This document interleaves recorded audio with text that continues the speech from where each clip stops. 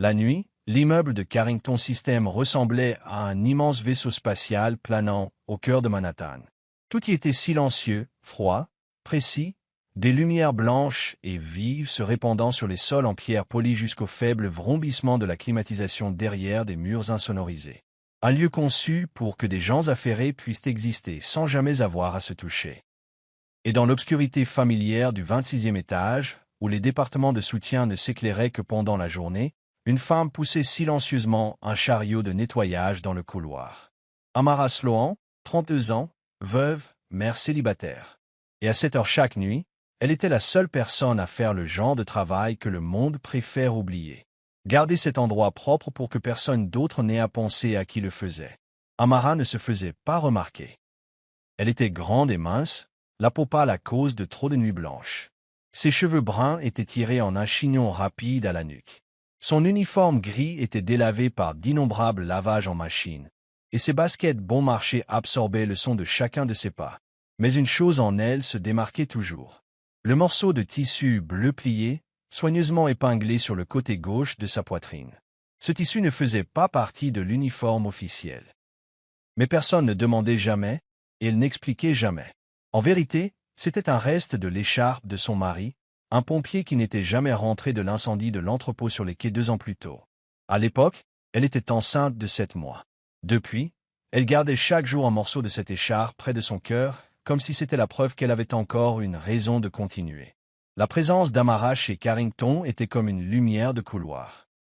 Tout le monde s'attendait à ce qu'elle fonctionne, mais personne ne remarquait quand elle s'allumait.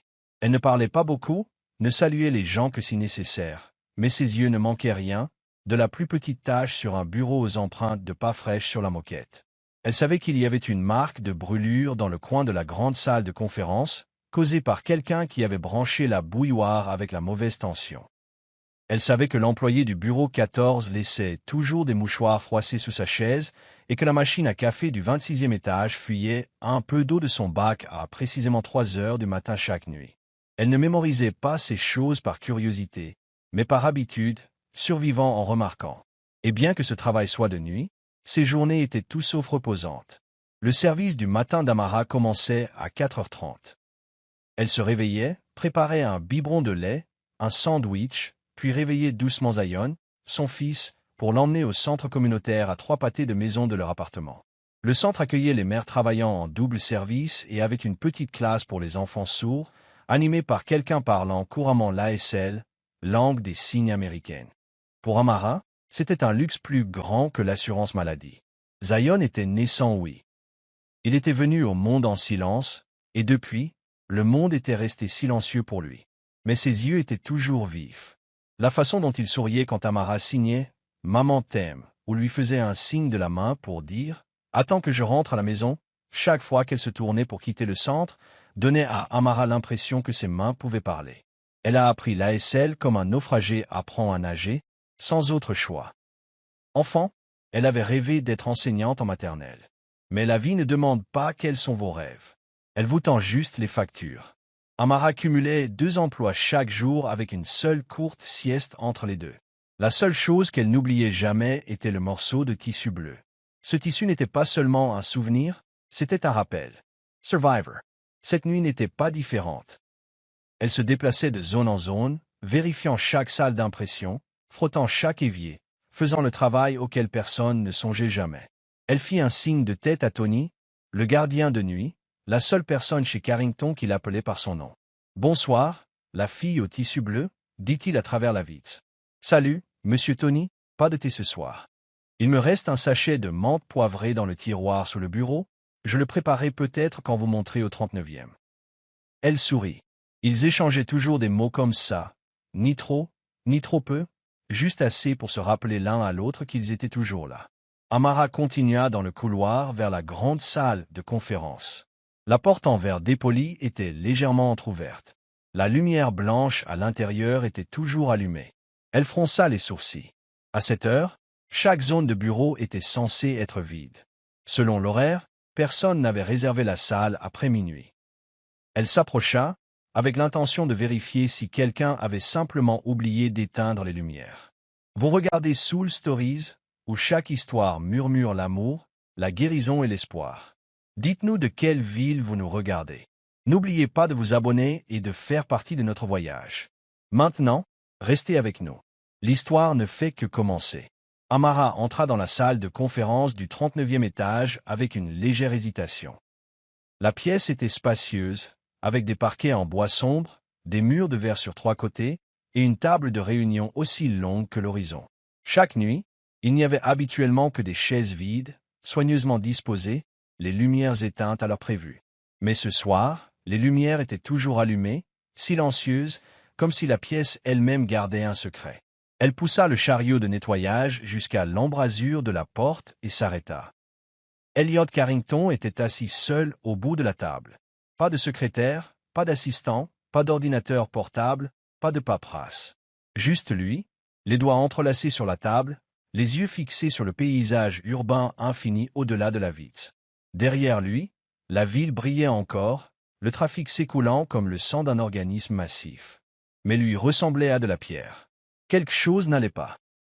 Amara l'avait déjà vu dans des vidéos, sur des photos encadrées, toujours comme un symbole de pouvoir, de confiance, un homme qui savait exactement où il allait. Mais maintenant, son regard était vide, comme si chaque son venait d'être aspiré de l'air autour de lui. Elle resta immobile, essayant de ne pas faire de bruit. Mais Elliot tourna la tête. Il la regarda. Ses lèvres bougèrent, peut-être une question, peut-être un salut. Mais aucun son ne lui parvint.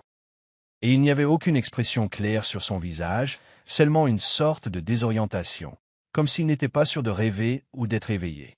Amara fit un pas en avant et dit doucement, « Je peux revenir plus tard si vous avez besoin d'intimité. » Elliot continua de la regarder. Aucune réaction, pas de froncement de sourcils, pas de signe de tête, juste le vide. Puis lentement, il leva la main, un mouvement tremblant. Il traça un petit arc dans l'air et pointa son oreille. Un frisson parcourut l'échine d'Amara. Elle connaissait ce signe. C'était de l'ASL, maladroit mais sans équivoque. « Je n'entends pas. » Elle s'approcha, sans hâte, les mains détendues le long de son corps. Elliot la regardait comme s'il essayait de comprendre s'il avait vraiment réussi à envoyer une pensée dans le monde. Elle leva lentement la main. Ses doigts bougèrent doucement. « Je comprends. Je connais la langue des signes. Êtes-vous d'accord ?» Cette fois, Elliot cligna des yeux. Un petit mouvement, mais si humain. Il répondit avec ses mains, pas couramment, pas fluidement, mais en essayant. Accident. Tchac. Il y a 2 jours. Perte d'audition. Le docteur a dit temporaire. Les signes étaient saccadés, mais assez clairs pour Amara. Elle ne posa pas plus de questions. N'avait pas besoin de détails. Ce qu'elle voyait n'était pas une condition médicale. C'était un homme habitué à commander le monde. Maintenant forcé de vivre dans un monde qu'il ne pouvait pas contrôler. Elliot signa de nouveau, avec hésitation. Personne ne sait. Ne peut pas travailler. Tout, trop silencieux. Amara hocha doucement la tête. Puis elle signa, calme et chaleureuse. J'ai un fils. 6 ans. Sourd. J'avais peur, mais j'ai appris à écouter avec mes yeux. Voulez-vous que je reste un peu? Elliot inclina légèrement la tête, comme si personne ne lui avait jamais offert quelque chose d'aussi simple. Il s'y dit. J'ai juste besoin de quelqu'un qui comprend. Alors ils s'assirent, séparés par une large table, un homme qui venait de perdre l'ouïe et une femme qui avait survécu dans un monde qui ne l'avait jamais vraiment écouté. Dans cet espace, il n'y avait pas de voix, pas de rapport, pas de mets urgents, seulement des mains qui bougeaient, chaque geste éclairé par la patience et une humanité partagée. Elliot signa pour raconter comment la perte de son audition lui donnait l'impression d'être arraché au monde sans avertissement. Chaque réunion devenait un chaos. Chaque regard sur lui semblait sur le point de découvrir une faiblesse. Il signa. Avant, je contrôlais les pièces avec ma voix. Maintenant, je n'entends rien et ils ne m'entendent plus. Amara répondit. Ce n'est pas parce que vous êtes silencieux. C'est parce qu'ils n'ont jamais vraiment écouté. Il haussa légèrement les sourcils. Elle sourit. Parfois, perdre sa voix est le seul moyen pour que les gens commencent à vraiment vous voir.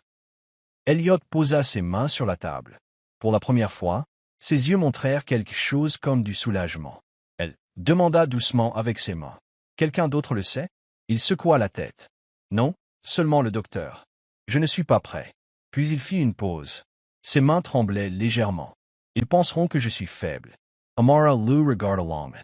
Puis elle signa. « Mon fils n'est pas faible. Il n'entend simplement pas avec ses oreilles. Et vous? Je pense que vous apprenez quelque chose que tout le monde aurait dû savoir depuis le début. Personne n'est invincible. Elliot se tourna vers le mur de verre. La ville bougeait toujours. Mais à l'intérieur de cette pièce, le temps semblait ralentir. Il signa lentement, comme une confession. Je pensais que le silence signifiait l'échec. Elle répondit. Non, le silence, c'est quand personne ne reste avec vous dedans. Mais je suis là. Pour la première fois, Elliot Carrington sourit. Pas un grand sourire, pas clair, mais réel. Pas de théâtralité, pas de protocole RH. Juste un homme qui avait trouvé quelqu'un au milieu de la nuit et cette personne n'était pas partie. Quand Amara se leva pour retourner à ses tâches, Elliot n'essaya pas de l'arrêter. Mais quand elle fit un petit signe de tête et signa « À bientôt », il leva la main et signa en retour. « S'il vous plaît, ne le dites à personne. Mais merci. » Amara hocha la tête. Elle sortit, retourna à son chariot et ramassa son chiffon de nettoyage. Le tissu bleu était toujours épinglé sur sa poitrine. Cette fois, il semblait un peu plus brillant, comme s'il venait d'aider à porter le son le plus important dans la vie d'une personne. La compréhension. Amara venait d'entrer dans le vestiaire quand elle entendit frapper doucement à la porte. Cela ne ressemblait ni à son superviseur, ni au gardien de sécurité. Elle se retourna. Un homme en costume noir, portant une oreillette discrète dans l'oreille droite, attendait juste à l'extérieur. « Amara Sloan ?» demanda-t-il, la voix calme et basse. Elle hocha la tête instinctivement. « Monsieur Carrington aimerait vous voir tout de suite. » Son cœur manqua un battement lorsque l'ascenseur privé s'arrêta au dernier étage, un niveau auquel son badge d'employé ne lui avait jamais donné accès. Amara était presque certaine qu'elle allait être licenciée, peut-être pour avoir envahi un espace privé, peut-être pour avoir outrepassé ses limites, ou pire. On l'accuserait d'avoir vu quelque chose qu'elle n'était pas censée voir, même si ce qui s'était passé la nuit précédente n'était pas de sa faute. Il y avait trop de façons pour quelqu'un comme elle d'être discrètement renvoyée sans que personne ne demande jamais pourquoi. Quand les portes s'ouvrirent, le couloir devant elle s'étendait en bois de noyer chaleureux, brillant sous la douce lumière du petit matin. L'air portait une légère odeur de café fraîchement torréfié. L'homme qui l'escortait n'entra pas. Il hocha juste la tête une fois et recula. Amara resta immobile quelques secondes. Puis elle prit une profonde inspiration et entra. La salle de conférence du dernier étage ne ressemblait en rien à celle du dessous. Pas de logo, pas de moniteur, pas de tableau numérique. Juste une grande table en bois, quelques chaises simples et un tableau blanc près du mur de verre, au-delà duquel la ligne d'horizon de la ville commençait à s'animer. Et là se tenait Elliot Carrington, tenant un marqueur effaçable à sec, écrivant quelque chose sur le tableau. Il se tourna en entendant la porte. Toujours en chemise blanche, les manches retroussées. Son expression n'était pas vide comme la nuit précédente, mais elle n'était pas à l'aise non plus. Il lui fit un signe de tête, puis lui désigna la chaise en face de lui. Personne ne parla. Ce n'était pas nécessaire. Amara Assassin. Elliot écrivit quelques lignes sur le tableau blanc, puis le tourna vers elle. « Où avez-vous appris cette langue ?» Amara regarda les mots. L'écriture était ferme, précise, pas celle de quelqu'un se sentant impuissant. Elle leva les mains et signa doucement. « Mon fils, sourd de naissance. J'ai appris pour le comprendre. » Elliot fit un petit signe de tête et effaça le tableau. Une autre question apparut. « Avez-vous des diplômes ?» Amara hésita. Une partie d'elle voulait simplement dire non, mais une autre partie, plus profonde, voulait lui parler du diplôme en éducation de la petite enfance qu'elle avait dû abandonner en tombant enceinte de Zion, des cours en ligne inachevés, des rêves qu'elle avait autrefois pliés et rangés dans un tiroir à côté des couvertures de bébé. Elle signa simplement. « J'ai étudié l'éducation, mais je n'ai jamais fini mon diplôme. » Elliot la regarda longtemps. Puis il se retourna vers le tableau. « J'ai besoin d'un traducteur jusqu'à ce que je puisse entendre à nouveau. » Amara leva les yeux. Ses mains reposaient sur ses genoux, ses doigts se frôlant. Elle ne répondit pas tout de suite. Non pas parce qu'elle ne comprenait pas, mais parce qu'elle n'était pas sûre que ce soit réel. Elliot continua d'écrire. « Je ne fais pas confiance à la technologie. Les traducteurs IA sont lents, manquent de contexte. Mon équipe ne connaît pas la langue des signes. Je ne peux pas tenir de réunion, négocier ou gérer des crises sans communication. » Il la regarda, direct, honnête, sans prétention. « J'ai besoin de vous. » Cette phrase lui coupa le souffle, non pas à cause de l'offre, mais à cause de la reconnaissance. Elle leva les mains, signant avec soin. « Je ne suis qu'une concierge. Je ne suis pas sûr d'être qualifié. Elliot leva la main, l'interrompant en langue des signes. Ne vous effacez pas. Dans ses yeux, pour la première fois, il y avait le regard de quelqu'un qui était tombé et avait appris à se relever. Un long moment passa. Amara se tourna vers la fenêtre. La ville commençait à s'éclaircir. Le ciel brillait d'un doux gris lavande et les bâtiments semblaient fraîchement dessinés dans une lumière propre après une longue pluie. Elle se retourna et signa. J'essaierai, mais je ne peux pas abandonner mon service du matin au café. J'ai besoin des 2 emplois. Elliot ne répondit pas tout de suite. Puis il effaça le tableau et écrivit une ligne plus courte. Je paierai le triple. Amara Marquand passe. Une partie d'elle réagit immédiatement pour l'argent, pour la nécessité, pour l'enfant qui grandissait avec des frais de scolarité, des visites à l'hôpital et des repas qui devaient être nutritifs. Mais une autre partie, plus silencieuse, ressentit de la peur. Si elle entrait dans ce monde, elle devrait se défaire de l'invisibilité qui l'avait gardée en sécurité si longtemps. Elle le regarda, signant lentement. Je ne veux pas de pitié. Je veux juste travailler de la bonne manière. Elliot signa en retour. Alors travaillez avec moi. Pas parce que je n'entends pas, mais parce que vous êtes la seule à m'avoir regardé dans les yeux quand je n'avais plus rien à commander. Amara ne sourit pas, mais les coins de sa bouche s'adoucirent. Elle hocha la tête. Non pas pour l'argent, non pas pour une opportunité qui changerait sa vie, mais parce que pour la première fois dans un lieu rempli du bruit du pouvoir, elle venait d'entendre une offre sincère. Quand elle quitta la salle du dernier étage, elle ne marcha ni vite ni lentement, mais chaque pas semblait plus lourd, non pas de peur, mais du poids de quelque chose de nouveau. Quelqu'un l'attendait pour endosser un rôle qu'elle n'avait jamais imaginé pour elle-même. La présence d'Amara à l'étage de la direction était comme une bande-son sans parole, d'abord inaperçue, puis s'intégrant lentement dans la conscience de chacun jusqu'à ce qu'il réalise qu'il ne pouvait plus fonctionner sans elle.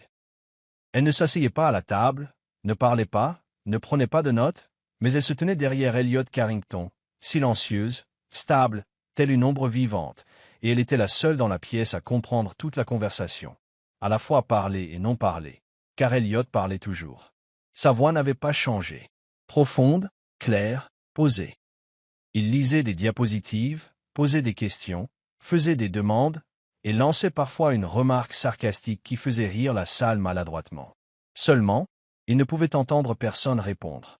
Pas d'applaudissements, pas d'objections, pas de chuchotements. Son monde était devenu unidirectionnel, à moins qu'Amara ne lève les mains. Elle ne faisait pas que traduire. Elle écoutait pour lui avec ses yeux, avec ses émotions, avec une sensibilité qu'aucun interprète IA ne pourrait reproduire.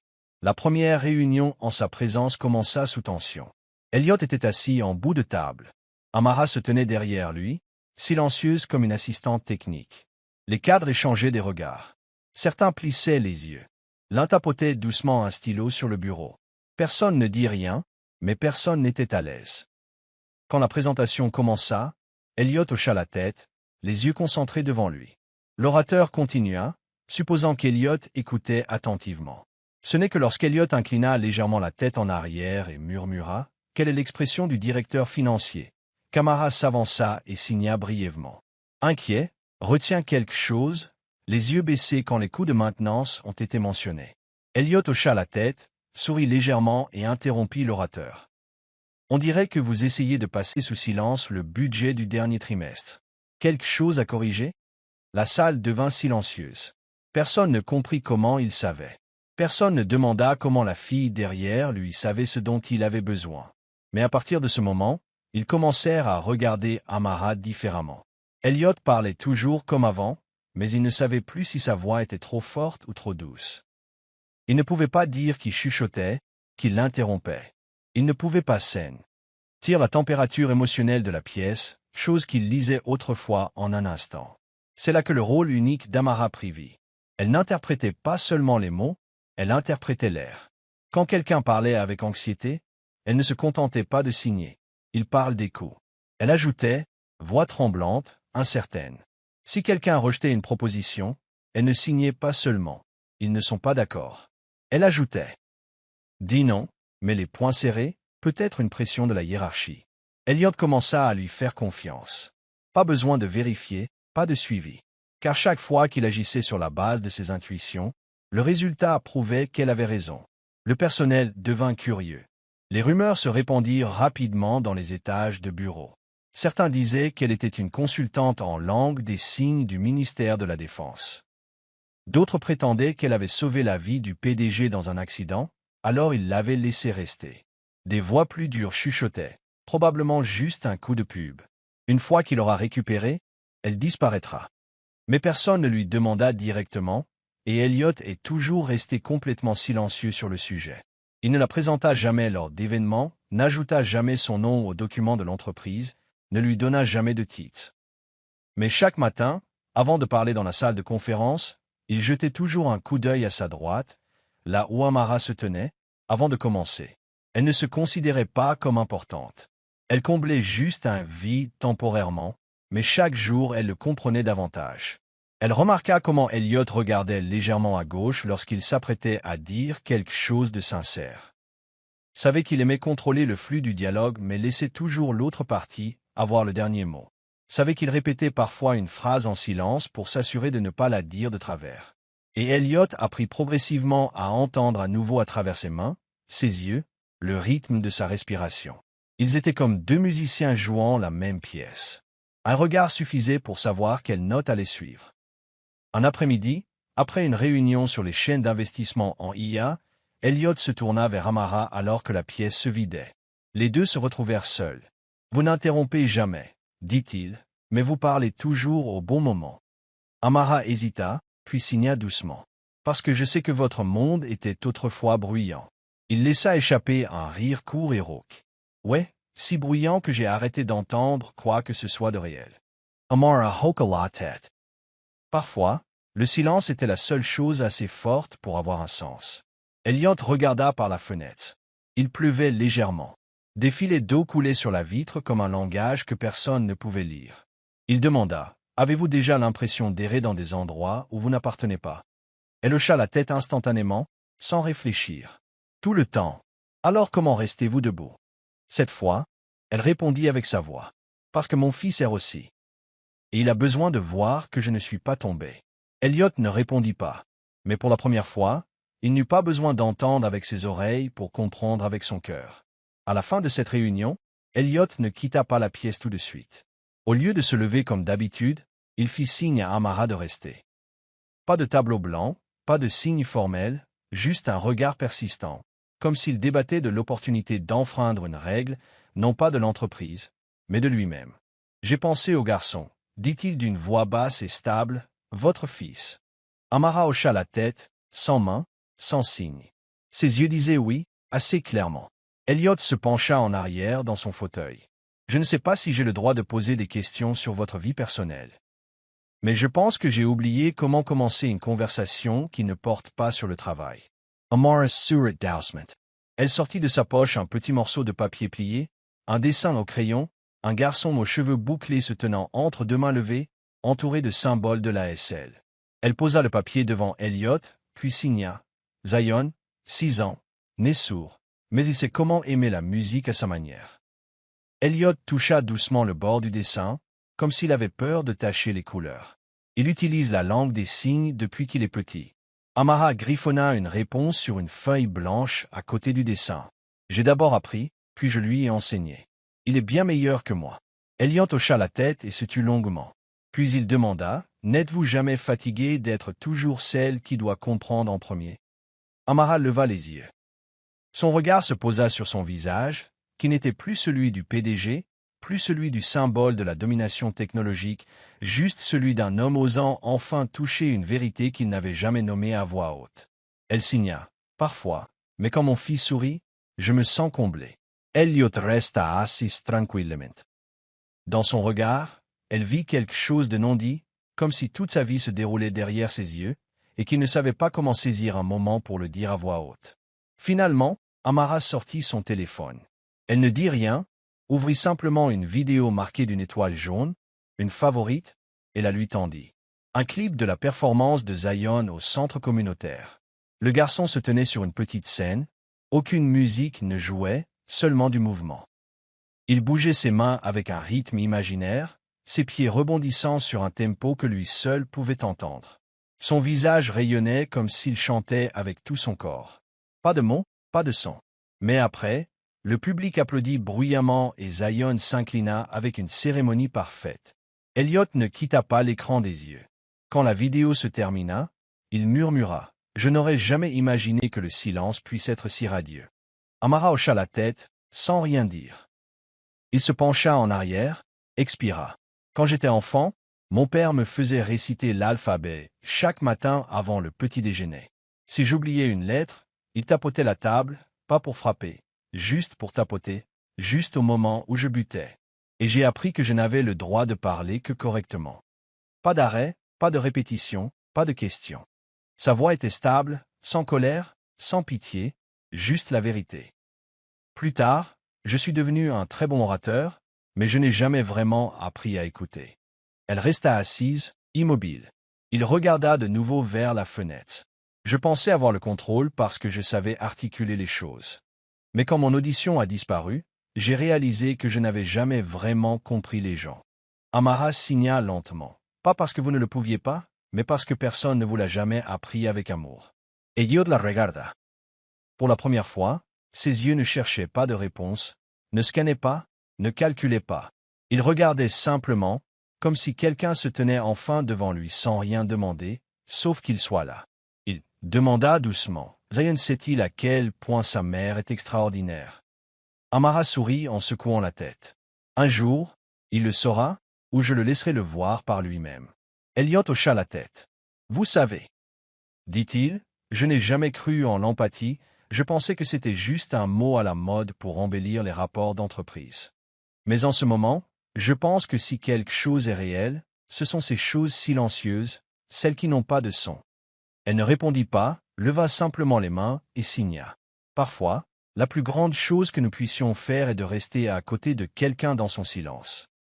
Et Elliot hocha la tête, non pas parce qu'elle avait raison, mais parce que pour la première fois, il l'avait ressenti dans le langage du cœur. Aucune traduction n'était nécessaire. Vous suivez toujours l'histoire? Si cette histoire vous a trouvé en dehors de Soul Stories, nous vous invitons chez vous, là où chaque conte touchant commence avec la vérité, l'espoir et le cœur.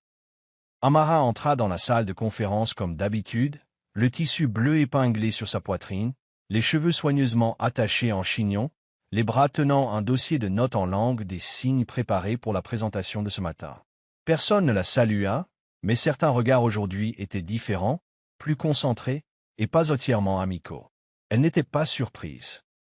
Depuis le jour où elle avait commencé à se tenir derrière Elliot, elle savait que le moment viendrait où quelqu'un poserait la question.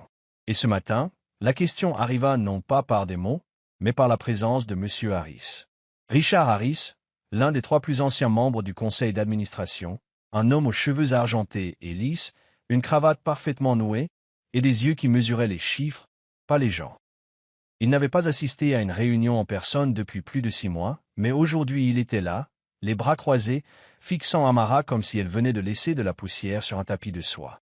Elliot était assis en bout de table, posé comme toujours. Chemise blanche, mouvement net, voix stable.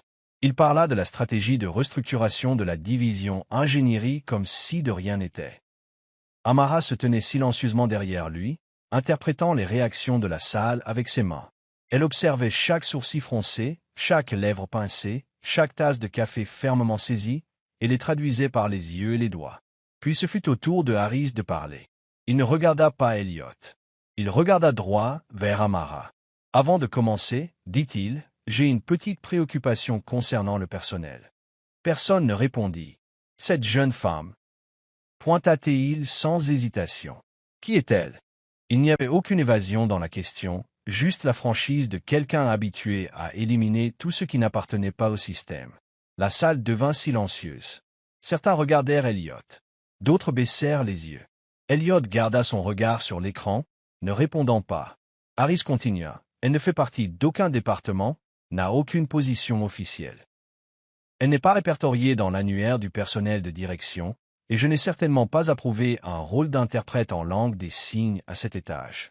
Elliot posa ses mains sur la table. Son expression s'assombrit légèrement. Il leva les yeux mais ne dit rien. Dans une société mondiale comme Carrington, dit Harris d'un ton égal, la voix aussi précise qu'une règle, tout doit être transparent.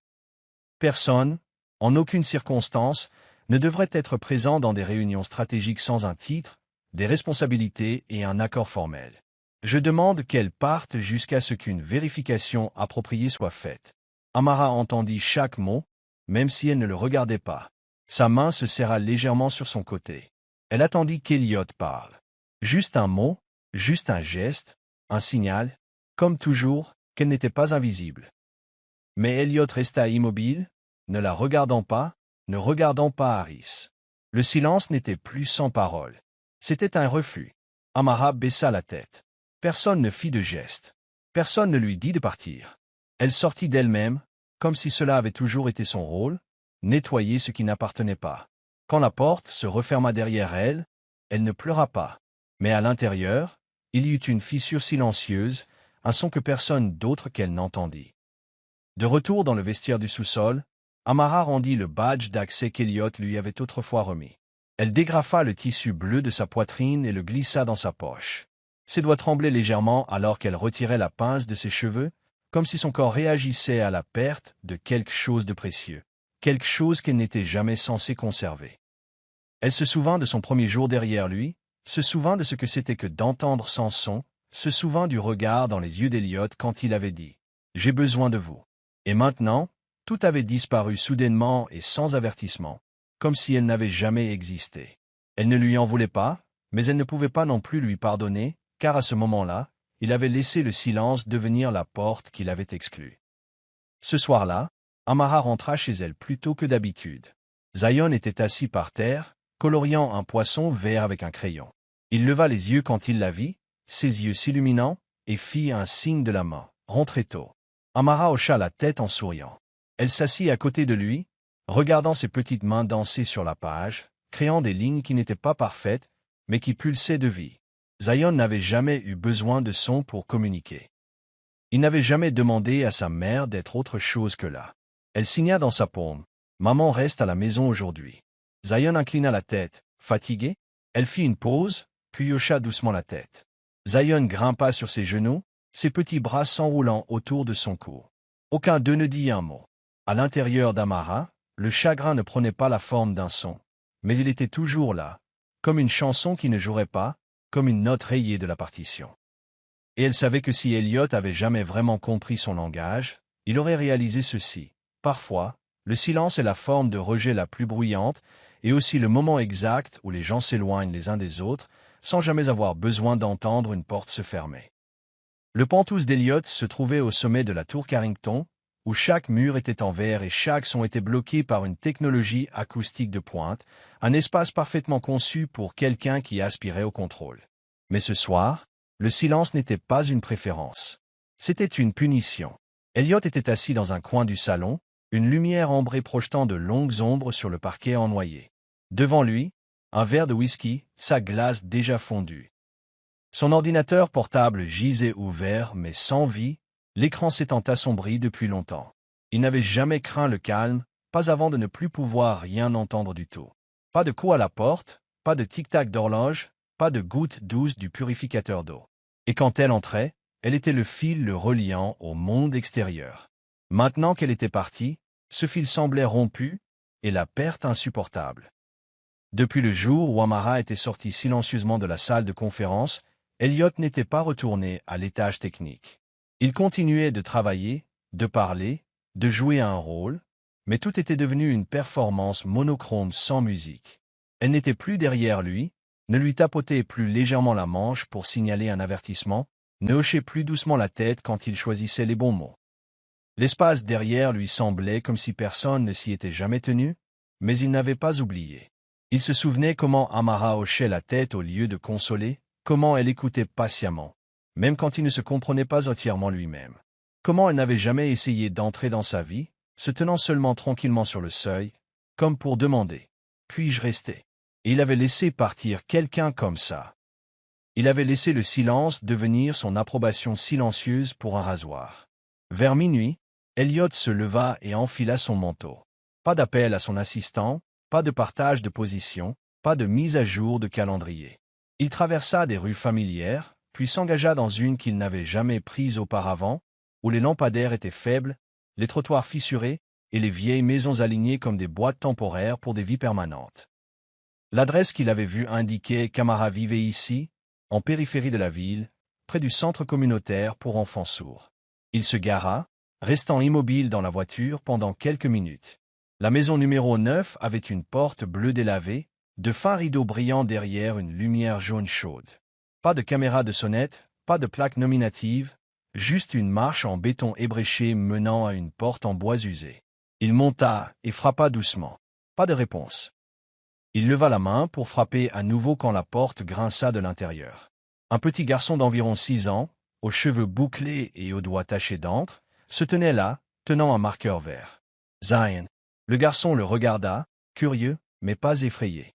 Pendant un instant, Elliot ne sut que faire, mais avant qu'il ne puisse parler, Zion leva les mains et signa lentement, en ASL. « Bonjour, monsieur qui n'entend pas. » Elliot se figea, non pas de surprise, mais de la façon naturelle dont le garçon le disait, comme un surnom. Pas de pitié, pas de confusion. Il leva lentement les mains et signa en retour. « Bonjour, Zion. » Le garçon sourit, sincère, simple. Amara apparut derrière son fils, les cheveux détachés, portant un t-shirt délavé et un pantalon large en coton. Pas de maquillage, pas de bouclier. Ses yeux ne contenaient qu'une chose, la fatigue. « Pourquoi êtes-vous ici ?» demanda-t-elle doucement. Pas d'accusation, pas d'attente de réponse. Elliot leva la main, puis la baissa. Il n'avait aucune bonne raison, seulement un vide et la certitude que s'il ne venait pas, ce vide grandirait jusqu'à consumer le peu de lui qui restait. Zion s'assit sur une chaise en bois près de la porte et reprit son dessin. Amara s'appuya contre le cadre, les bras croisés. Elliot la regarda dans les yeux, puis signa « J'ai eu tort ». Elle ne hocha pas la tête, ne le nia pas. Elle signa simplement en retour, lentement. Le silence ce jour-là a fait plus mal qu'un rejet. Il hocha la tête. J'avais peur. Si je parlais, je devrais expliquer, et je n'étais pas prêt à affronter le conseil. Je pensais que je réparerais ça plus tard. Mais vous avez oublié. Je ne suis pas un projet à réparer plus tard. Elliot baissa la tête. Pas d'excuse. Amara se tourna et rentra, laissant la porte ouverte. Un moment d'invitation tacite, et Elliot entra. La maison était petite mais chaleureuse.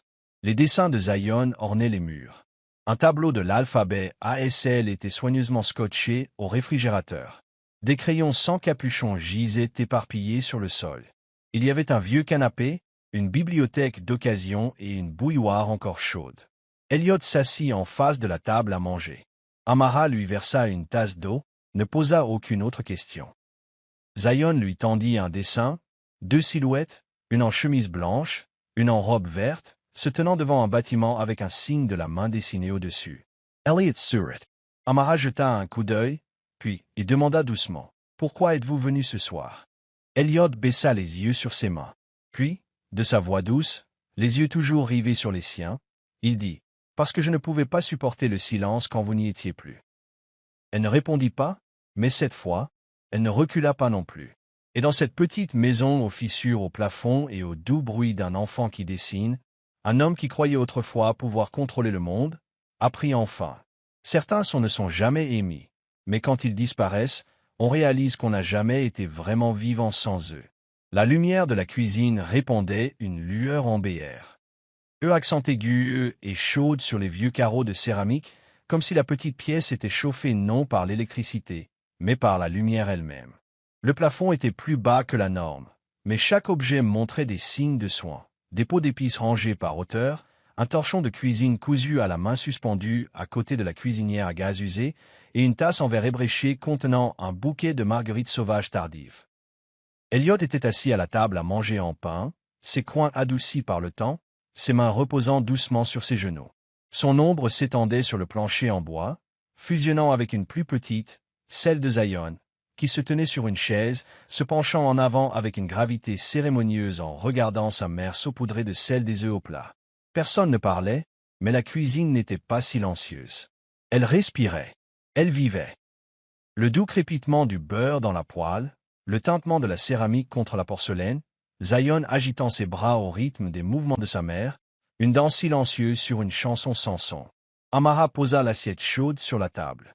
Ses mains, habituées aux produits de nettoyage industriel et aux quarts de nuit à passer la serpillière, bougeait avec une tendresse surprenante en servant à son fils une tranche de pain grillé. Zion descendit de la chaise et s'assit en face d'Elliott. Il étudia le visage de l'homme, un visage qu'il n'avait jamais aperçu que comme une silhouette dans de longs couloirs froids. Puis, lentement, Zion leva ses petites mains et signa « Tu manges aussi ». Elliott regarda les petites mains danser dans l'air, sans hésitation, sans demande. Il hocha la tête et essaya d'imiter les mouvements. Ses doigts étaient raides, peu entraînés, mais précis. Zion rayonna, leva le pouce. « Bon travail ». Amara rit, la première fois qu'Elliott l'entendait rire dans un espace non défini par les affaires. Le rire n'avait pas besoin d'être fort ou de résonner sur des murs de marbre. Il avait seulement besoin d'exister au bon endroit, au bon moment, et d'être réel. Pendant le dîner, Elliott ne parla pas beaucoup. Il était occupé à apprendre non pas du vocabulaire, mais comment communiquer quand le son n'était plus le principal médium. Zion lui enseigna des signes simples. « Maman, délicieux, merci ». Pour chaque mot, le garçon faisait une démonstration. Elliott répétait, puis tous deux jetaient un coup d'œil à Amara comme des élèves attendant une note. Quand Elliott buta sur œuf au plat, Zion gloussa et se frappa le front de façon dramatique, comme un petit acteur dans une comédie. Dehors, la nuit s'était approfondie. Les lampadaires projetaient des ombres de branches agitées par le vent sur le rideau. Mais à l'intérieur, les mains bougeaient encore, les yeux se rencontraient encore, et la petite maison brillait, non pas de lampes, mais de quelque chose d'innommé et d'incontestable. Après le dîner, Zion conduisit Elliott au tableau de l'alphabet ASL scotché à côté du réfrigérateur. Les lettres étaient dessinées à la main au crayon, certaines de travers, certaines tachées, avec un smiley dessiné à côté de la lettre Z. Elliott se pencha, sa main s'arrêtant à la lettre E. Il leva la main et forma le signe, puis jeta un coup d'œil à Amara, qui se tenait dans l'embrasure de la cuisine, séchant une assiette avec un torchon. Elle hocha la tête. « C'est ça ». Zion tira sur la manche d'Elliott et l'entraîna sur le sol du salon. Ils commencèrent à jouer à devine le signe. Zion signait un mot. Elliott divinate. S'il se trompait, il devait lever la main en signe de défaite et rire. Au troisième tour, Elliott fit une erreur, et Zion se roula par terre de rire. Le garçon ne pouvait pas entendre son propre rire, mais Elliott, si, et il réalisa. C'était le son le plus beau qu'il n'ait jamais su qu'il lui fallait. Amara revint, les cheveux maintenant attachés. Elle se tenait tranquillement à l'entrée de la pièce, observant un homme et un garçon, un grand et un petit, apprenant une langue jamais enseignée dans les manuels, la langue de la patience et de la confiance. C'était l'heure du coucher. Zion fut rappelé à l'ordre par sa mère. Il serra son oreiller et courut dans sa chambre. Avant de fermer la porte, il se retourna et signa « Reviens, d'accord ?» Elliott signa en retour, cette fois-ci avec fluidité, sans pause ni correction. « Je le promets. » La pièce se calma après que la porte se fut refermée. Elliott resta à la vieille table en bois. Amara lui versa un verre d'eau, sans glace. Ils ne parlèrent pas tout de suite. Il y avait entre eux une sorte de silence qui n'avait pas besoin d'être comblé, celui qui se mérite. La lumière de la cuisine s'était maintenant tamisée, projetant de douces lueurs sur la table comme des reflets de souffle. Elliott dit finalement « Je pensais que je vivais bien, en contrôle, sage. » Il fit une pause, fixant ses mains. Mais je ne vivais pas. Je maintenais, je poursuivais, je criais à travers un monde trop bruyant pour m'entendre. Amara ne dit rien, faisant lentement tourner le verre entre son pouce et son index. Puis mes oreilles ont cessé de fonctionner. Murmura Elliott. Et c'est là que j'ai enfin commencé à entendre, vraiment entendre. Amara leva les yeux. Elliott croisa son regard, maintenant stable. Je n'avais pas vécu, Amara. Pas vraiment. Pas entièrement. Pas avant que le silence ne commence. Elle le regarda longuement. Pas de réponse. Aucune n'était nécessaire. Car dans cet espace bref et silencieux entre deux personnes qui avaient passé leur vie dans les vides laissés par les autres, elles comprirent quelque chose de profond. Quand les mains apprennent à parler, le cœur commence enfin à écouter. Le centre de congrès central brillait sous le soleil du petit matin, sa façade de verre reflétant la lumière comme une déclaration de modernité et de pouvoir. À l'intérieur, les pas résonnaient contre les sols en pierre grise, le son de la préparation, de l'anticipation et du drame. C'était la conférence nationale sur la technologie, où les plus grandes entreprises du monde dévoilaient leur vision de l'IA, des données et de la sécurité mondiale.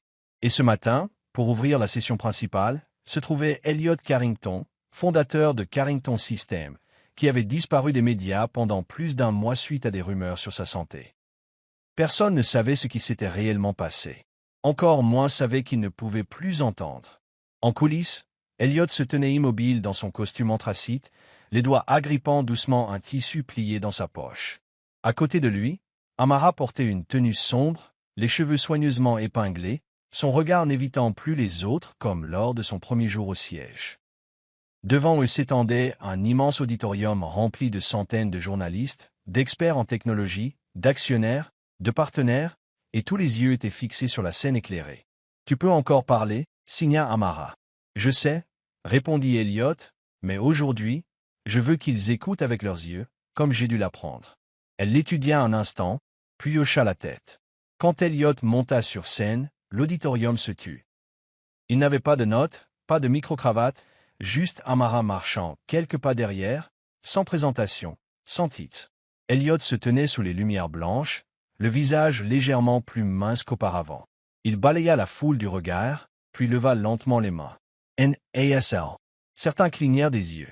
Quelques-uns jetèrent un coup d'œil au programme comme s'ils avaient manqué une ligne sur l'interprétation.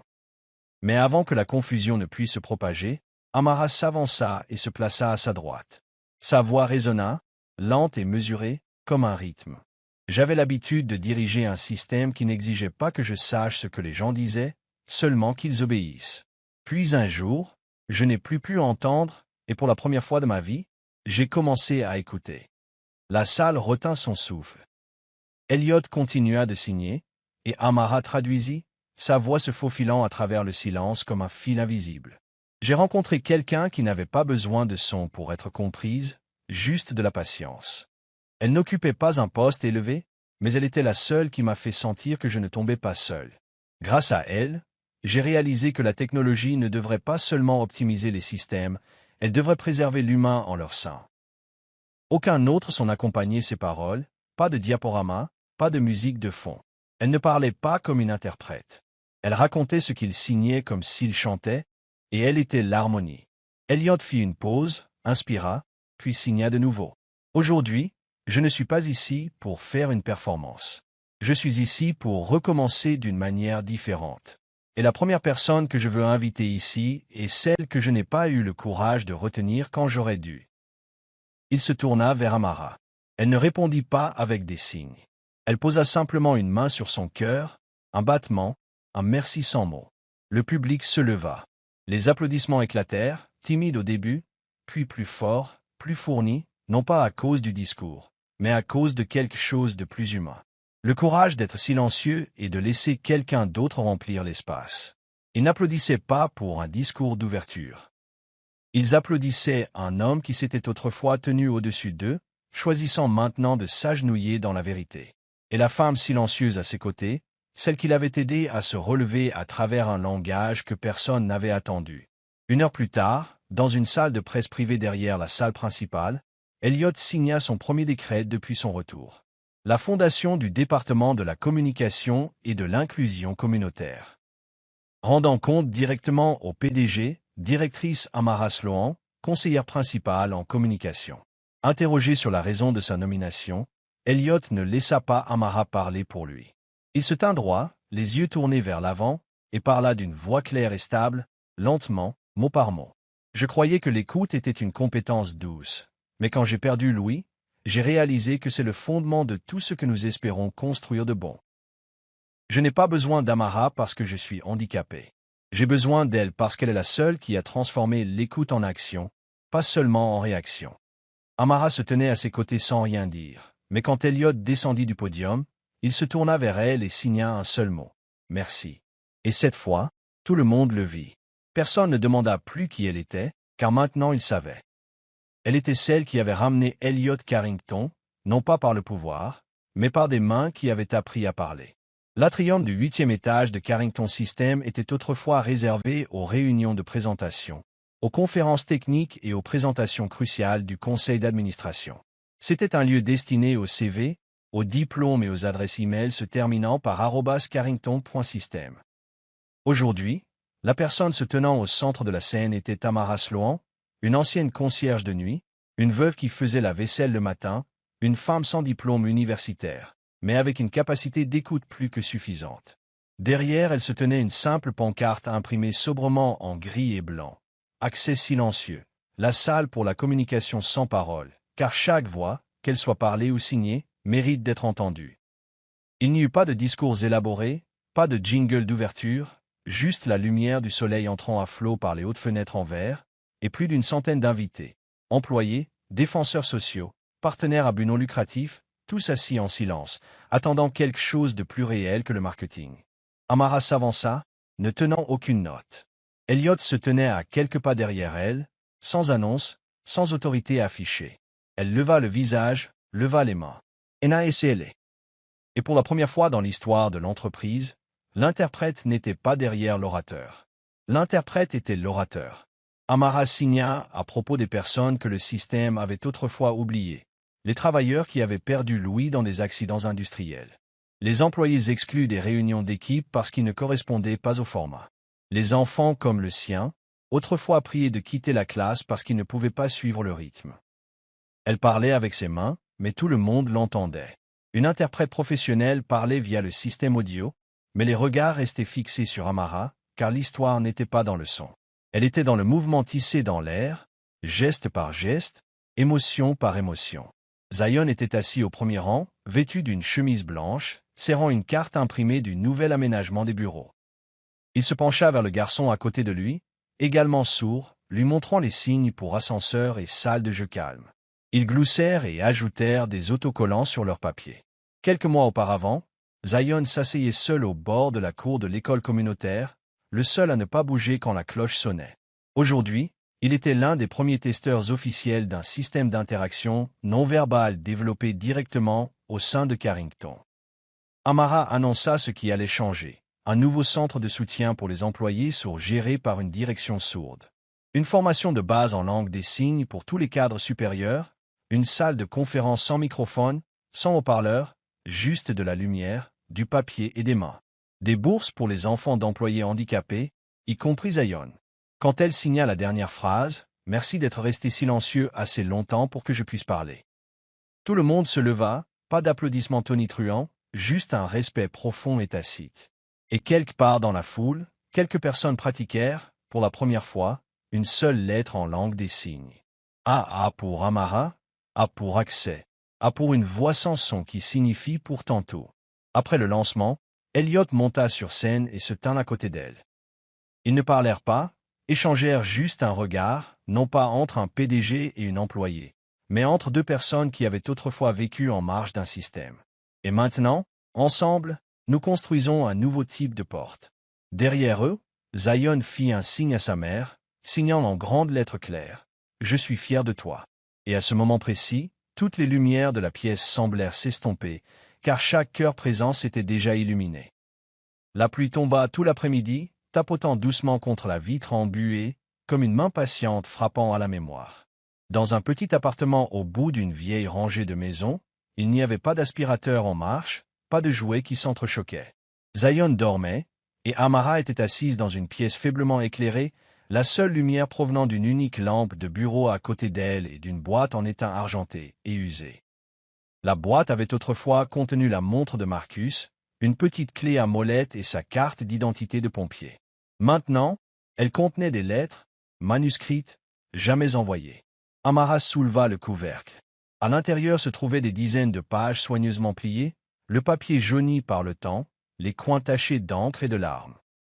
Chaque enveloppe portait un seul nom, celui de Marcus, son mari, l'homme qui n'était jamais rentré après l'incendie de la 12e rue, quand il avait couru dans les flammes pour sauver 3 enfants encore piégés à l'intérieur.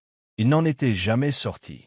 Elle sortit une lettre, sa main tremblant comme si le simple fait de la toucher pouvait réveiller le passé. « Cher Marcus, cela fait 7 ans, mais les nuits pluvieuses me font encore frissonner comme celle où tu es parti. Il t'appelle un héros, mais je me souviens juste que tu avais dit que tu serais à la maison avant le dîner. J'avais fait ton plat préféré. Le riz a refroidi, mais les larmes sont restées chaudes. » Une autre lettre, plus tremblante. Zion sait que son père était pompier. Il n'a jamais entendu la sirène, mais chaque fois qu'elle gémit dehors, il court à la fenêtre et fait un signe de la main. Je ne sais pas à qui il fait signe, mais ses yeux, ils ressemblent tellement aux tiens. Je ne lui ai jamais dit que tu nous avais quittés. Je lui ai dit que tu étais resté là où la lumière était le plus nécessaire. Amara inspira profondément, se penchant en arrière dans son fauteuil, laissant les mots s'imprégner dans sa poitrine comme la douce pluie sur le rebord de la fenêtre. Elle ne pleura pas. Ses yeux avaient appris à retenir les larmes juste assez pour laisser les souvenirs passer sans la noyer. Un coup à la porte, un battement, puis l'immobilité. Amara se leva. Sur le porche se tenait Elliot, son long manteau moucheté de pluie. Il ne dit rien, leva juste une main en guise de salut, offrant un petit sourire non forcé. Elle ouvrit la porte. Pas de questions. Elle comprenait, et il n'avait pas besoin d'invitation. Dans le salon, la lumière chaude se répandait autour d'eux comme un murmure. Deux personnes, autrefois façonnées par leur propre coin silencieux, étaient maintenant assises l'une à côté de l'autre au milieu des lettres qui n'avaient jamais trouvé de lecteur. Elliot s'assit par terre, les yeux attirés par la boîte en étain. Amara any la kachapa. Elle l'ouvrit et plaça une lettre dans l'espace entre eux. Je pensais que survivre suffisait, que la perte était le prix de l'amour, mais dernièrement, quelqu'un entre dans ma maison, sans bruit. Et pourtant, d'une manière ou d'une autre, il ramène du rythme à tout. J'ai peur, mais je ne veux pas avoir peur pour toujours. Je ne sais pas ce que c'est, alors je t'écris d'abord. Elliot resta immobile, sans cligner des yeux, sans mot. Puis, lentement, il plongea la main dans la poche intérieure de son manteau et en sortit une petite feuille de papier à lettres reliées en cuir. Nette, soignée, avec une écriture qui penchait légèrement mais restait propre. Il écrivit avec soin, chaque lettre formée avec attention. Certaines choses n'ont pas besoin d'être dites à voix haute. Nous avons seulement besoin de rester ensemble. Amara regarda les mots, puis lui, et pour la première fois depuis des années, elle ne ressentit pas le besoin de ranger le passé. Non pas parce qu'il s'était estompé, mais parce que quelqu'un était maintenant assis à côté, assez silencieux pour rester. Zion jeta un coup d'œil depuis la chambre, se frottant les yeux. Il vit Elliot, son visage s'illumina. Il s'approcha, tira sur la manche d'Elliot, puis signa de ses petites mains. « Tu restes pour le gâteau ?» Elliot hocha la tête, et cette fois, personne ne traduisit. Amara se leva et rassembla doucement les lettres, mais au lieu de les remettre dans la boîte en étain, elle les empila soigneusement et les plaça dans le tiroir de la table de nuit. Non pas pour les cacher, mais pour les garder près d'elle, comme une partie d'elle-même qu'elle n'avait plus honte de laisser quelqu'un voir. La route sinueuse menant à l'écourtrette serpentait à travers des forêts de pins et des prairies sans fin, comme un ruban de soie verte tendu sous le ciel. Pas de klaxon, pas de téléphone, pas d'alerte d'aucun système. Ici, les gens appelaient cela la zone silencieuse, où le seul son était celui du vent. Zion courait en avant, son écharpe bleue flottant derrière lui comme une petite cape. Il ne part. Les pas n'en avaient pas besoin. Il écoutait le monde avec sa peau, ses yeux, son cœur. Amara et Elliot suivaient, marchant lentement sur un chemin de gravier adouci par la mousse. Les feuilles crissaient doucement sous leurs chaussures comme un langage chuchoté.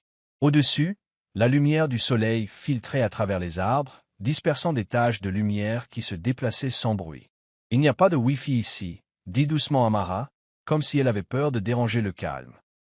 Elliot sourit, signant. « Et rien ici n'a besoin d'être mis à jour, sauf le cœur. » Elle le regarda, sourit doucement. La retraite ne comptait que 6 cabanes en bois, dispersées autour d'un lac brumeux. Ils séjournèrent dans la plus éloignée, celle avec un porche arrière faisant face aux collines silencieuses et aux vallées lentes.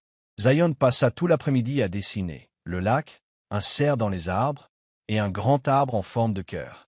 Il signa à Elliot, « Tu es l'arbre, maman est le vent. » Elliot ne comprit pas au début. Il fronça les sourcils. Zion sourit, montrant le dessin. « Les arbres ne partent pas. Le vent peut tenir l'arbre. Tu n'as pas besoin de dire quoi que ce soit. » Elliot hocha la tête. Les enfants disent souvent les choses les plus simples, et parfois ils comprennent l'amour le plus clairement. La nuit, Amara sortit 2 fines couvertures et les étendit sur la colline derrière la cabane. Le ciel était plein d'étoiles, aucune lumière de la ville pour les noyer.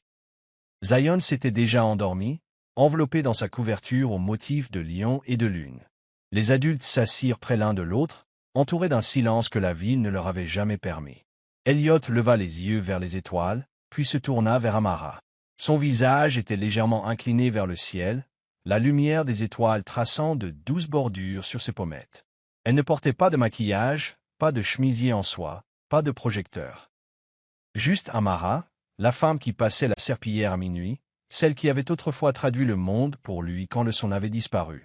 Il inspira lentement, puis, avec ses mains, signa, lent et hésitant. « Je ne sais pas à quoi ressemble l'amour, mais je sais que je ne veux pas te perdre. » Amara se tourna vers lui, les yeux légèrement écarquillés. Puis elle sourit. Pas un sourire de surprise, ni même touché, mais un sourire de quelqu'un qui attendait depuis longtemps et n'était plus pressé. Elle tendit la main et prit la sienne, sans serrer, juste en la tenant, puis signa doucement. « Alors reste, en silence. » Elliot baissa la tête. Une profonde inspiration s'échappa comme un merci. Ils ne parlèrent plus. Pas de promesses, pas d'étiquette, juste deux personnes, main dans la main, dans un monde qui n'avait besoin d'aucun son. Parce que tout ce qui comptait avait déjà été dit en restant. Le lendemain matin, avant de quitter la retraite, Zion écrivit quelque chose à la craie sur une pierre sous l'arbre en forme de cœur. Le silence n'est pas la même chose que ne pas aimer. Il posa la pierre là, doucement. Et Elliot, un homme qui avait autrefois dirigé un empire avec sa voix, posa une main sur sa poitrine et inclina la tête comme un enfant apprenant à écouter avec tous les sens qui lui restaient. Le lundi matin, Carrington System ne commença pas la journée par un briefing de la direction ou une mise à jour des revenus. Chaque écran interne, des moniteurs de l'ordinateur central aux écrans LED du hall, s'illumina d'un seul titre. Une lettre à ceux qui ne peuvent pas parler, par Amara Sloan, publié par Tech Voice, section idées dans l'humanité. Le bureau tomba dans un étrange silence. Personne ne demanda qui avait mis en ligne l'article. Personne ne se demanda si l'auteur avait le titre approprié. Ils lurent simplement et restèrent silencieux, comme si chaque mot méritait son propre espace silencieux pour résonner. J'étais une femme de ménage, quelqu'un qui travaillait quand tout le monde rentrait chez soi, quelqu'un qui vivait tranquillement non par choix, mais parce que personne ne m'a jamais demandé de parler. Je n'ai pas de diplôme en technologie. Je ne sais pas comment rédiger des rapports. Je ne suis pas doué pour présenter des stratégies. Mais j'ai vécu dans un monde sans mots, et je sais exactement ce que l'on ressent, à être invisible même en étant juste là. Mon fils est un enfant qui ne peut pas entendre, ne peut pas parler comme les gens s'y attendent. Mais Zion n'a jamais été silencieux. Ses mains sont toujours en mouvement, tout comme son cœur continue de battre tranquillement et régulièrement. Nous n'avons pas besoin d'applaudissements. Nous avons besoin d'espace pour exister, pour être entendus à notre manière. Et si vous lisez ceci depuis un endroit où personne n'entend votre voix, je veux juste que vous sachiez que j'étais vous, et je suis là en ce moment. Amara Sloan. En quelques heures, l'article dépassa les pare-feux de Carrington. La page d'accueil de Tech Voice, en particulier la section Humanité et Innovation, habituellement réservée aux essais de l'Ivy League, publia la lettre, non éditée, non coupée, exactement telle qu'elle. Elle atteignit plus de 8 millions de lectures en seulement 24 heures. Parmi eux se trouvaient des milliers de personnes rejetées lors d'entretiens d'embauche à cause de leur style de communication. Des parents qui avaient autrefois reçu des rapports indiquant que leurs enfants avaient des problèmes de langage, et même ceux qui n'avaient jamais prononcé un mot. Mais après avoir lu la lettre, ils envoyèrent leur tout premier email. Quelques jours plus tard, dans un court-métrage produit par la Human Voice Foundation, diffusé à l'échelle nationale et sur les plateformes YouTube mondiales, la caméra montrait un garçon de 6 ans assis dans une salle de classe lumineuse, les yeux concentrés comme un faisceau de lumière. Le garçon était Zion. Il ne parla pas dans la vidéo. Il se tint simplement devant la caméra, leva les mains et signa clairement et fièrement. « Mes mains savent parler. » Puis il regarda au-delà de l'objectif, où se tenait Amara, la main sur la poitrine, les yeux fixés sur lui. Zion signa de nouveau. Et ma mère a été la première à m'apprendre. Je n'ai jamais été vraiment silencieux. Le plan final de la vidéo montrait leurs mains. Mère et fils, jointes. Pas de musique, pas de voix off, juste un moment de silence sacré et absolu que personne n'osa interrompre. Plus tard, lors d'une interview spéciale avec Amara au nouveau centre de communication, quelqu'un demanda « Qu'est-ce qui, selon vous, a fait votre succès ?» Amara ne parla pas. Elle sourit, leva les mains et signa un seul mot. Ecoder. Étrangement, tout le studio, le réalisateur, l'équipe, les monteurs, la comprirent parfaitement. Personne ne mentionna les sous-titres. Personne ne lui demanda de répéter. Ils se regardèrent simplement et hochèrent la tête.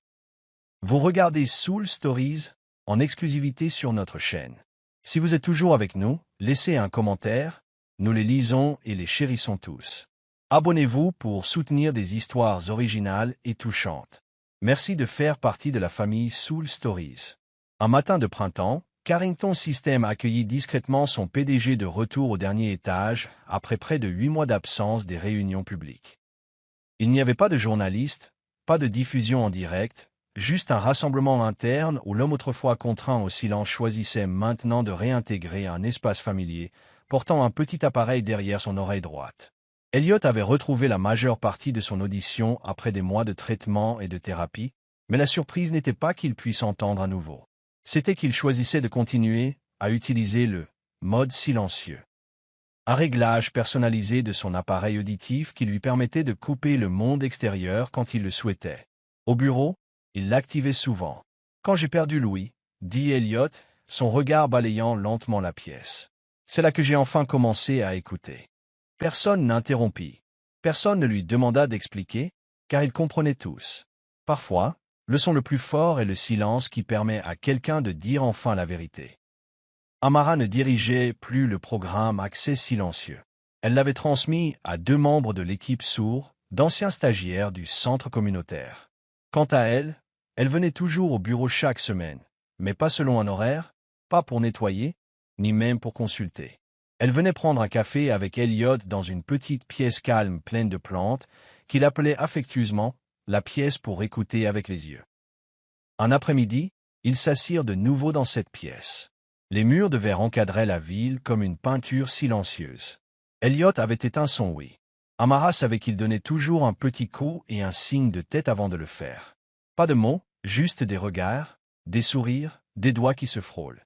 Elliot plongea la main dans la poche de son manteau et en sortit une petite boîte noire. Pas de ruban, pas de pierre étincelante, juste une simple bague en argent avec un message gravé à l'intérieur en ASL. Reste. Il ne s'agenouilla pas. Il ne fit pas sa demande avec de grands gestes. Il lui tint simplement la main et signa. « Je n'ai pas besoin d'un mariage. Je n'ai pas besoin d'une robe blanche. Je veux juste me réveiller chaque matin et te trouver toujours là. » Amara ne répondit pas tout de suite. Elle tendit la main vers son visage, retira doucement l'appareil auditif et le plaça dans sa main, puis dit doucement, à peine un murmure. « Ce que j'aime, ce n'est pas si tu peux m'entendre ou non. C'est que ton cœur sait quand s'arrêter et écouter. » Elliot serra sa main, hocha la tête, et plus aucun mot ne fut nécessaire. Le lendemain, ils rendirent leurs relations publiques. Pas de communiqué de presse, pas d'annonce formelle, juste une seule photo postée sur le portail interne de l'entreprise, prise dans le jardin derrière le centre communautaire où Zion étudiait. Amara était assise sur un banc dans un pull gris, les mains enroulées autour d'une tasse de café. Elliot était assis à côté d'elle, son bras reposant doucement sur son épaule. Devant eux se tenait Zion, les bras levés, les doigts signant avec audace avec un sourire aussi éclatant que le matin. « Ceci est ma famille. » La légende en dessous disait simplement. Toutes les histoires d'amour ne sont pas bruyantes. Certaines ont juste besoin d'un cœur assez silencieux pour écouter. La lumière du soleil matinal se déversait latéralement à travers les rideaux blancs et vaporeux, projetant de douces stries sur le parquet lisse. La petite cuisine était chaude de l'odeur du gingembre, du miel et du pain grillé. Amara était assise à table, les mains enroulées autour d'une tasse en céramique gris pâle. La vapeur s'élevait doucement, comme un souffle chaud rencontrant un matin tranquille. Il n'y avait pas de précipitation, pas de maquillage, pas d'emploi du temps serré comme les années précédentes. Aujourd'hui n'était qu'un matin, ordinaire. Zion était assis sur le tapis de laine près de la fenêtre, tenant un petit chat nommé Echo, le nom qu'Elliot avait choisi après que Zion ait signé pour la première fois. Il n'a pas besoin de faire de bruit pour être aimé. Echo se blottit sur les genoux du garçon, son visage blanc et gris paisible, les yeux mi-clos, la queue se contractant doucement comme s'il écoutait, lui aussi, par le toucher. À côté de lui, Elliot était assis par terre, le dos contre le mur, l'ordinateur portable ouvert sur ses genoux. Il enseignait à Zion un jeu de codage de base, mais en langue des signes. Sur l'écran, des blocs de couleurs apparaissaient, vert pour si, bleu pour alors, jaune pour résultat. Chaque fois que le code s'exécutait correctement, Zion rayonnait de joie. Il signa « Je veux construire un jeu en utilisant seulement mes mains ». Elliot sourit et hocha la tête, pas besoin de parler. Il comprenait complètement. Personne ne dit un mot. Il n'y avait pas de réplique, pas de musique de fond, pas de drame. Seulement le son du vent flottant par la fenêtre ouverte, frôlant de petits doigts en mouvement, à travers l'argent doux des cheveux d'Eliot, sur la douce courbe de paix des lèvres d'Amara. Elle les regarda tous les deux, un homme qui croyait autrefois que le pouvoir signifiait le silence, et un enfant qui avait été appelé muet. Maintenant, ils créaient leur propre langage, un qui n'avait besoin d'aucune validation. Amara posa son thé. Elle se leva sans bruit. Elle passa derrière eux, se pencha et posa doucement une main sur leurs épaules. Zion leva les yeux, sa main reposant toujours sur le clavier. Il signa « Maman, j'ai réussi. L'ordinateur écoute mes mains. » Elliot se tourna vers Amara. Il ne signa pas. Il n'écrivit pas. Ses yeux dirent tout. « Merci de ne pas avoir abandonné avant que je sache comment t'entendre. » Amara inclina la tête très légèrement. Le soleil monta plus haut, et sa lumière se déversa sur la scène. 3 personnes, imparfaites, inhabituelles, mais entières d'une manière que personne d'autre ne pouvait vraiment comprendre. Juste un autre jour, mais loin d'être ordinaire.